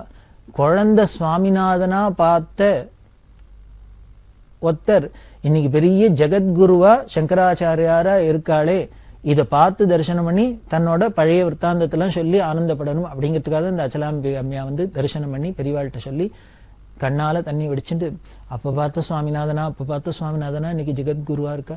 அன்னைக்கு எப்படி கிட்டக்கு போய் கொஞ்சராப்புல இருந்தது, இன்னைக்கு நம்மள அறியாத ஒரு தயக்கம் வருது, பயம் வருதே கிட்டக்க நெருங்கிறதுக்கு அப்படின்னா, எப்படி இருக்கா தபஸ்வியா இருக்கா, எப்படி இருக்கா தபஸ்வியா இருக்கா அப்படின்னு அந்த பழம் விற்த்தாந்தங்கள்லாம் சொல்லி பெரியவாள்கிட்ட ஆனந்தப்பட்டுண்டா. இப்படி பெரியவா அந்த சுவாமிநாதனா பார்த்தவன குருநாதனா பார்க்கிறமே அப்படின்னு ரொம்ப சந்தோஷப்பட்டா. நம்மளோட வாத்தியாரோட குழந்தை இப்படி ஆயிருக்கு அப்படின்னு. இதே போல அப்படி இந்த திருப்பாதிரிப்புலியூர்ல இருந்துட்டு இருக்கிறதே எழுமூர் சுப்பராம வாத்தியார் அப்படின்னு ஒரு பக்தர். அவர் பெரியவாள்கிட்ட ஒரு முக்கியமான விஷயமா பிரார்த்தனை பண்ணினார். இந்த எழுமூர் சுப்பராம வாத்தியார் அப்படிங்கிறவர் பரம சிவபக்தர். இவர் எதுக்காக பெரியவாளை பார்த்தார்னா, திருவாரூர்ல தேர் திருப்பணி பண்ணணுங்கிறதுக்காக வந்தார். ஏன் தேர் திருப்பணி பண்ணணும் அப்படின்னா, 20ஆம் நூற்றாண்டுல பார்த்தீங்கன்னா தொடக்கத்துல பல பாதகர்கள், சமூக விரோதிகள்லாம் என்ன பண்ணினா, நமது நாட்டோட கலாச்சாரத்தோட பாரம்பரியத்தோட கருவூலங்களா இருக்கிற கோவில்ல இடிக்கிறது, அங்க உள்ள விக்கிரகங்கள்லாம் அழிக்கிறது, கலை பொக்கிஷமா இருக்கிற அந்த தேர்கள் எல்லாம் சிதிலம் பண்றது, இப்படி எல்லாம் பல ஒரு கோர தாண்டவம்லாம் நடந்த காலம் அது. அப்படி நடந்த சமயத்துல திருவாரூர் தேரழகு அப்படின்னு திருவாரூர் தேரழகுக்கே பேர் போனது. தியாகேஸ்வருக்கு என்ன அழகு அப்படின்னு தேர்ல வர்றதுதான். அப்படி அந்த ஊருக்கே, அந்த க்ஷேத்திரத்துக்கே பெருமை தரக்கூடிய அந்த திருவாரூர் தேரை நெருப்பு வச்சு கொளுத்திட்டா. காஞ்சிபுரத்துல ஏகாம்பரேஸ்வரர் தேரு, இன்னும் பல க்ஷேத்திரங்கள்ல அந்த தேரெல்லாம் நெருப்பு வச்சு பாதகர்கள்லாம் நாசமாக்கினா, சாம்பலாக்கினா. அப்படி பண்ணினத்தினால இந்த திருவாரூர் தேர் எரிஞ்சு பஸ்மமா போயிடுத்து. அந்த ஊருக்கு அழகான அந்த தேர் இல்லாத இருக்கே, சுவாமிக்கு தியாகராஜாக்கு ரதோத்சவம் இல்லாத இருக்கே அப்படிங்கிற வருத்தத்தினால எப்படியானும் இந்த தேரை திருப்பி பண்ணி அதுல ரதோத்சவம் பண்ணி இந்த திருவாரூரோட பெருமையை திருப்பி கொண்டு வரணும் அப்படின்னு எல்லாரும் ஆசைப்பட, அந்த திருவாரூர்காரா எல்லாரும் முக்கிய பிரமுகர்கள், அதே மாதிரி வடபாதிமங்கலம் குடும்பத்தார் இருக்காளே அவா எல்லாருமா சேர்ந்து, இந்த தஞ்சாவூர் ஜில்லா சேர்ந்த எல்லாரும் ஆசைப்பட்டு எல்லாரும் பெரியவாள்கிட்ட பிரார்த்தனை பண்ணினா, இதை எப்படியானும் பெரியவா அதுக்கு ஒரு ஏற்பாடு பண்ணி முயற்சி பண்ணி இந்த திருவாரூர்ல பழையபடி தேர் ஓடுறாப்புல அனுகிரகம் பண்ணணும் அப்படின்னு. அதுக்கு ரெப்ரசன்டேட்டிவா தான் இந்த ஏழூர் சுப்பிராம வாத்தியார் வந்து பெரியவாள்கிட்ட திருப்பாதிரிப்புலியூர்ல பிரார்த்தனை பண்ணிட்டார். உடனே பெரியவா என்ன ரொம்ப சந்தோஷப்பட்டு ஸ்ரீமுகம் கொடுத்து 1001 ரூபா பணத்தையும் கொடுத்து, அவசியம் பண்ண வேண்டிய காரியம் பண்ணுங்கோ, உங்களோட பிரார்த்தனை எல்லாமே தியாகராஜர் மனசு குளிர்ந்து அனுகிரகம் பண்ணிட்டு அவர் ரதாரோகணம் பண்ணி எல்லாருக்கும் அனுகிரகம் பண்ண அப்படின்னு பெரியவா ஆசீர்வாதம் பண்ணி ஸ்ரீமுகம் கொடுத்து 1001 ரூபா பணத்தையும் கொடுத்து இந்த திருவாரூர் தேர் திருப்பணிய ஆரம்பிச்சு வச்சா. இந்த பக்தாளோட பக்தியோட தீவிரம், பெரியவாளோட அனுகிரக விசேஷம், இது எல்லாத்துக்கும் மேல ஈஸ்வரனான தியாகேசனோட திருவருள் எல்லாமா சேர்ந்துன்னு 6 மாசத்துல 1 லட்சம் ரூபாய்க்கு மேல சேர்ந்து கொடுத்தோம். அதாவது 1926ஆம் வருஷத்துல 1 லட்சம் ரூபாய் அப்படிங்கிறது எவ்வளவு பெரிய தொகை. 6 மாசத்துல கலெக்ட் ஆயிடுது.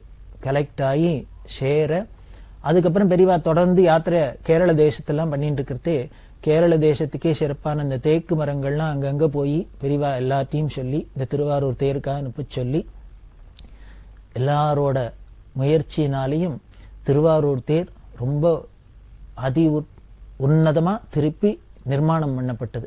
திருப்பி நிர்மாணம் பண்ணி ரொம்ப தலை சிறந்த சிற்பிகள்லாம் அதுல ஈடுபட்டு ரொம்ப பிரமாதமா அந்த தேரை திருப்பி பண்ணி தியாகராஜருக்கு ரதோத்சவம் திருப்பி பண்ண முடியுமா பண்ணினா. அந்த தியாகராஜரோட அந்த தேர் ஓடுறதுக்கு காரணமா இருந்தது, அதுல முக்கிய காரணம் வச்சவர் இந்த சுப்பராம வாத்தியார். இவர் தன்னோட சாதாரண ஒரு 7 அந்தணர் தான். அந்த தியாகராஜாட்ட உள்ள பக்தியினால இது எப்படியான்னு நிறைவேறணும் அப்படிங்க தன்னோட சொத்து பத்தெல்லாம் வித்து இந்த தேர் திருப்பணிக்காக கொடுத்தார். அப்படி இருந்தவர் எப்பேற்பட்ட பக்தர் அப்படிங்கிறதுக்கு என்ன சாட்சி அப்படின்னா, இவர் கடைசி காலத்துல சந்நியாசம் வாங்கிட்டு ஸ்ரீ நாராயண பிரம்மேந்திரர் அப்படிங்கிற நாமத்தோட இருந்திருந்தார். ஆண்டாநல்லூர், நரிவழி, இந்த மருதவனஞ்சேரி முதலான ஊர்ல உள்ள ஆலயத்துக்கெல்லாம அவர் கைங்கரியம் பண்ணியிருக்கார். அப்படி பண்ணிவர் மருதவனஞ்சேரிங்கிற இடத்துல இருந்திருந்தார். கடைசி காலத்துல சன்னியாசம் வாங்கிட்டு தியாகராஜாட்ட ரொம்ப பக்தி அப்படின்னு சொன்னேன். அப்படி இருந்தவர் 1948ஆம் வருஷம் இந்த மருதவனஞ்சேரியில சன்னியாசாசிரமத்துல இருக்கிறதே ஒரு நாளைக்கு பத்மாசனத்துல அமைஞ்சுண்டு உட்காந்துட்டு தியாகேஷா தியாகேஷா தியாகேஷா அப்படின்னு கத்தினர். அப்படியே தியாகராஜரோட ஐக்கியமாயிட்டார். சுவாமி கீதையில சொல்ற, அந்திம காலத்துல என்னோட ஸ்மரணையோட வந்தா என்னையே அடைஞ்சுற, திருப்பி ஜென்மா கிடையாது அப்படிங்கிற. இது என்னமோ நிதர்சனமா கண்ணெதிர்க்க பாக்குறாப்புல இந்த சுப்பராம வாத்தியார் மருதவனஞ்சேரியில தியாகேஷா தியாகேஷா தியாகேஷா அப்படின்ட்டே கூப்பிட்டு கத்திண்டு அந்த தியாகராஜ நாமத்தோடையே தியாகேஸ்வரோட ஐக்கியமானார். அப்படின்னா இதெல்லாம் கிடைச்சிடுமா எல்லாருக்கும்? எப்படி கிடைச்சதுன்னு அந்த திருப்பணி பண்ணாரு, தேர் திருப்பணி, அதோட பெருமை. அப்படி சிவத்தொண்டுன்னா சாதாரணமா அப்படிதான் இந்த திருவாரூர் தேர் பெரியவாளோட கைங்கரியத்தினால திருப்பி ஓட ஆரம்பிச்சு. பெரியவா சரணம். இந்நிகழ்ச்சியின் அடுத்த பகுதி நாளை மாலை இதே நேரத்தில் ஒளிபரப்பாகும். பெரியவா சரணம். பெரியவா சரணம். அடுத்த நிகழ்ச்சி திருவாசக இன்னிசை.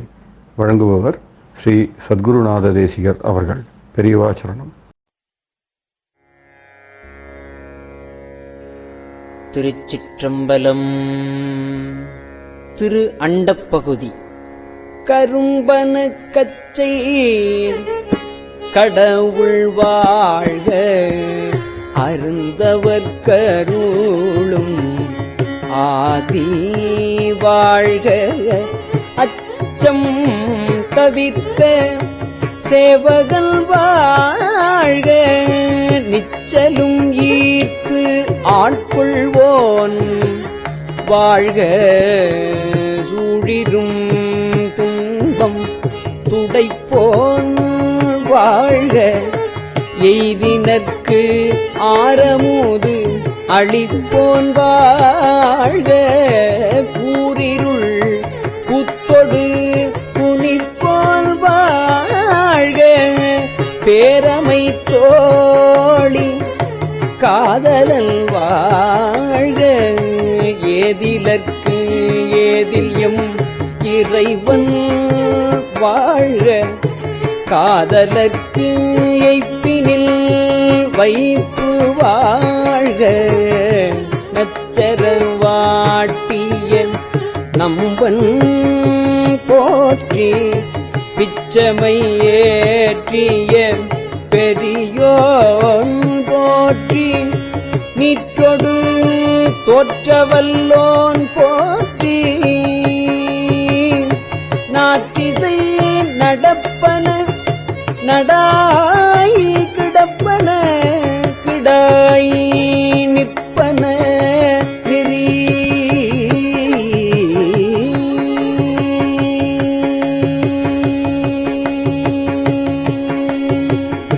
சொற்பதங் கடந்த தொல்லோன்,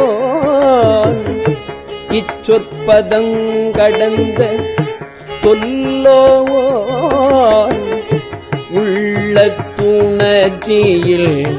கொள்ளவும் படான், கண்முதல் புலனார் காட்சியும் இல்லோன், விண்முதல் பூதம் வெளிப்பட வகுத்தோன், பூவில் நாட்டம் போன்றுயர்ந்து எங்கும் ஒழிவர நிறைந்து, மேவிய பெருமை இன்றனக்கு எளிவந்து அருளி,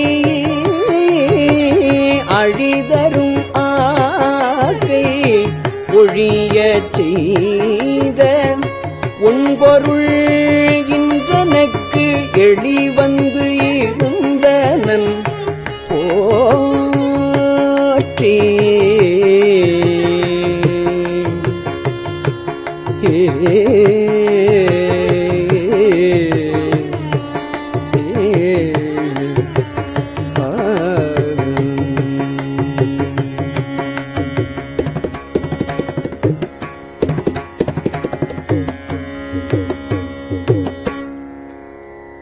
அழிதரும் ஆக்கை செய்தோன் போற்றி, ஊற்றிருந்துள்ளம் களிப்போன் போற்றி,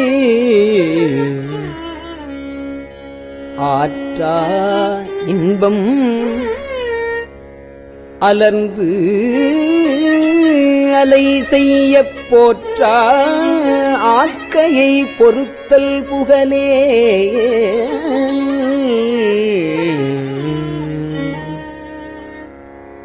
மரகதக் குவா அல் மாமணி பிறக்கம், மின் ஒளி கொண்ட பொன் ஒளி திகழ, திசைமுகன் சென்று தேடினர்க்கு ஒளித்தூம்,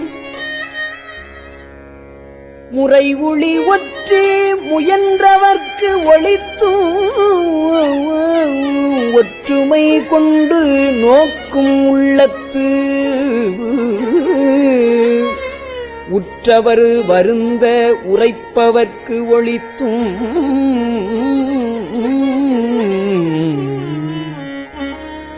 மறைத்திறம் நோக்கி வருந்தினர்க்கு ஒளித்தும் இத்தந்திரத்தில்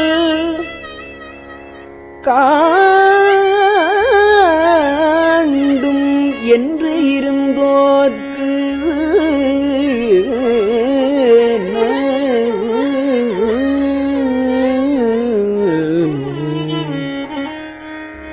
அத்தந்திரத்தின் அவ்வையின் ஒளித்தும் முனிவு அறநோக்கி நனிவர கவ்வி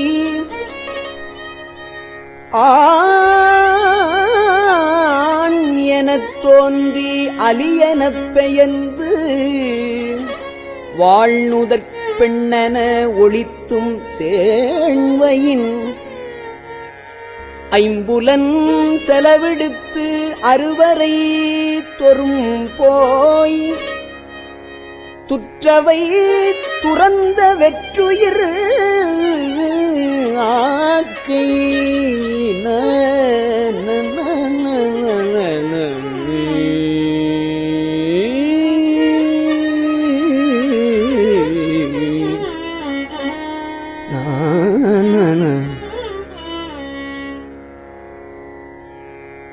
அருந்தவர் காட்சியுள் திருந்த ஒளித்தும் ஒன்றுண்டு இல்லை என்றறிவொளித்தும் பண்டே பயில்தொறும் இன்றே பயில்தொறும் ஒளிக்கும் சோரனை கண்டனும் ஆர்மின் ஆர்மின் நான் மலர்பிணையலில் தாழ் தளையிடுமின் சுற்றுமின் சூழ்மின் தொடர்மின் விடேன்மின் பற்றுமின் என்று அவர் பற்று முற்று ஒளித்தும் தன்னேரில் நோன் தானேயான தன்மை என்னேர் அணையோர் கேட்க வந்து இயம்பி அறை கூவி ஆட்கொண்டு அருளி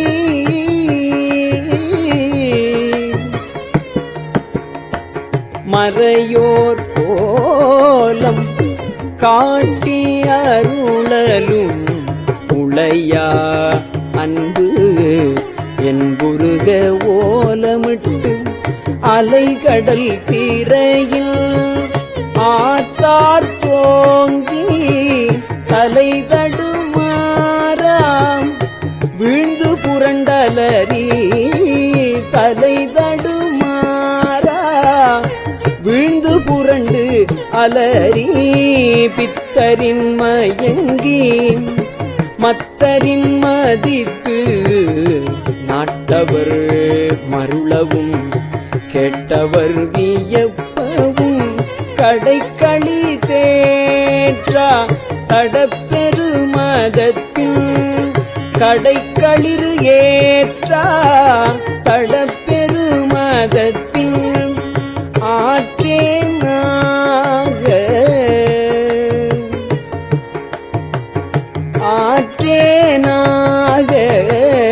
அவையவயம் சுவைதரு போல்தேன் கொண்டு செய்தனன் ஏற்றாறு மூதூர் எழில் நகையறியில் வீழ்வித்து ஆங்கு அன்று அருட்பெரும் தீயில் அடியோம் அடிக்குடில்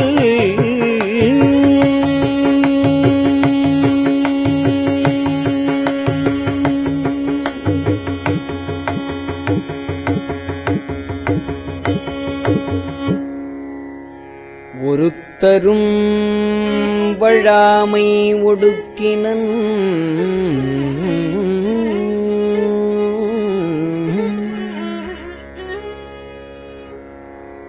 தடக்கையின் நெல்லிக்காய் கனியன காயினல்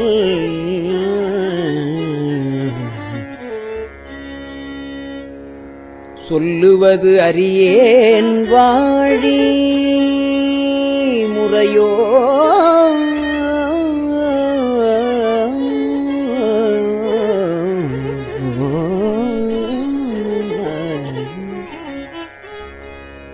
தரியேன் நாயேன் தான் எனச் செய்தது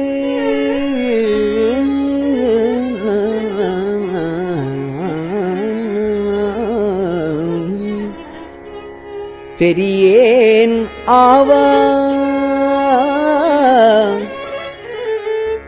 செத்தேல் அடியேற்கு அருளியது அறியேன் பருகியும் ஆரேன்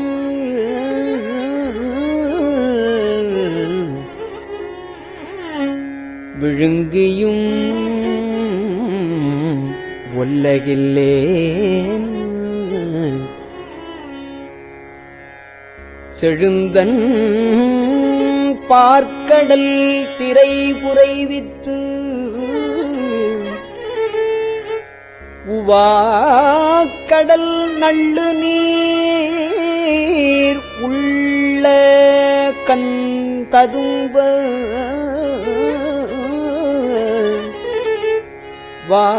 வாக்கிறந்து அமுதம் மயிர்கால் தோறும்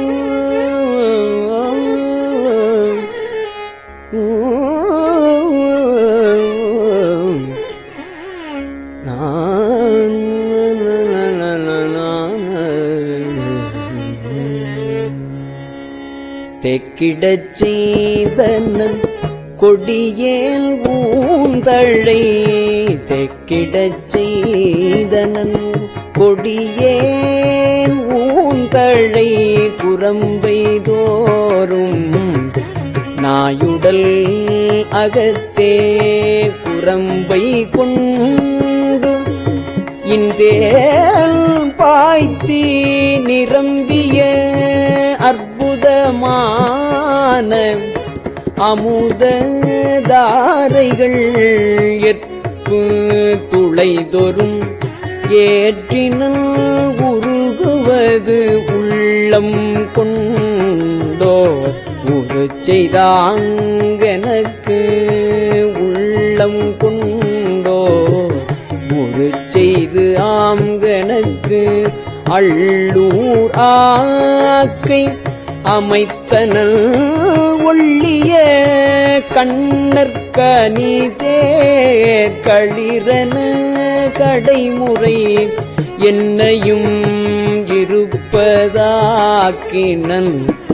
என்னில் கருணை வாழ்ந்தேன் கலக்க அருளொடு பராமுது ஆக்கினல்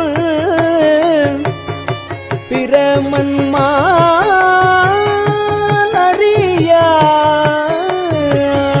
பெற்றியோனே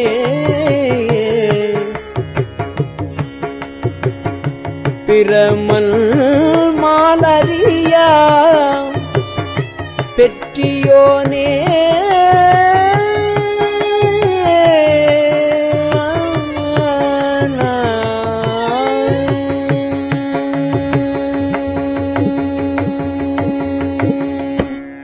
திருச்சிற்றம்பலம்.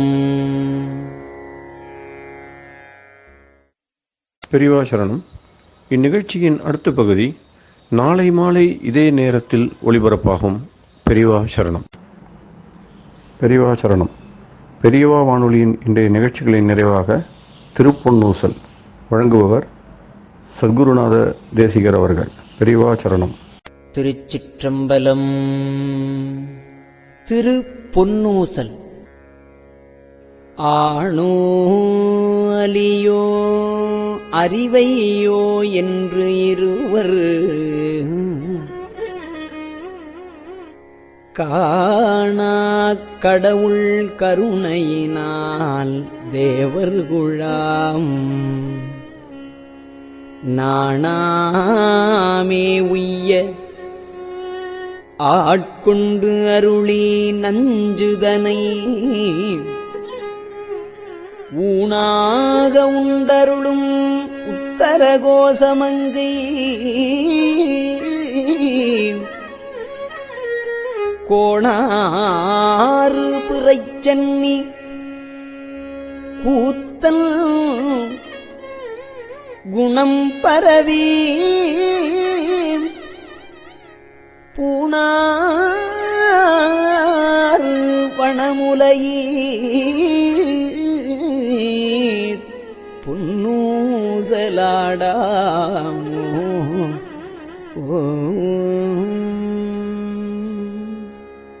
திருச்சிற்றம்பலம்.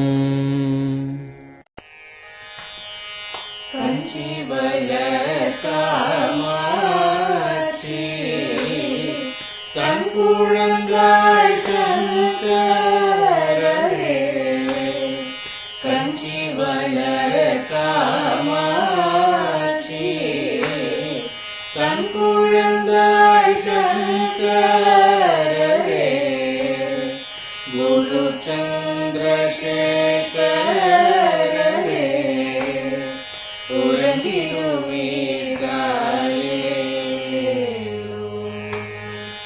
உறங்கிடுவீர்களே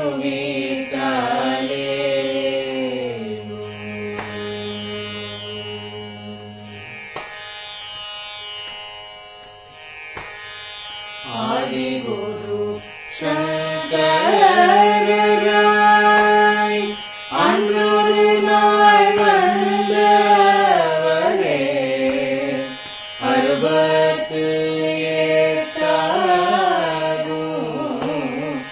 ஏகபதி காலே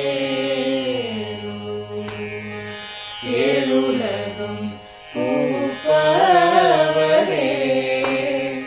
காப்பவரே கரப்பவரே எல்லோர்க்கும் அருள்பவரே உறங்கிடுவீர்களே அயனுடனே மாலவனோ தேடிய பொற்பதத்தவரே அருமறைகள் சாற்றும் முயல் மலர்பதமே காலே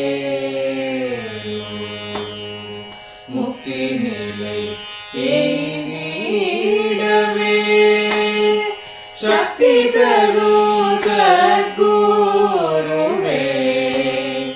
முக்தி நிலை எய்திடவே சக்தி தரும் சத்குருவே நித்தமெங்கள் நாவீசையில் நித்திரை கொள்தாயே நித்தமெங்கள் நாவீசையில் நித்திரை கொள்தாயே நித்தமெங்கள் நாவீசையில் நித்திரை கொள்தாயே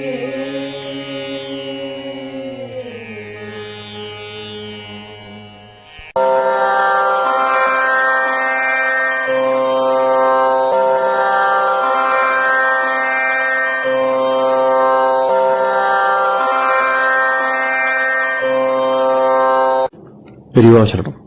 பெரியவா வானொலியின் மாலை நிகழ்ச்சிகள் இத்துடன் நிறைவடைகின்றன. எமது அடுத்த ஒளிபரப்பு நாளை காலை இந்திய நேரப்படி 6 மணிக்கு துவங்கும். பெரியவாசரணம்.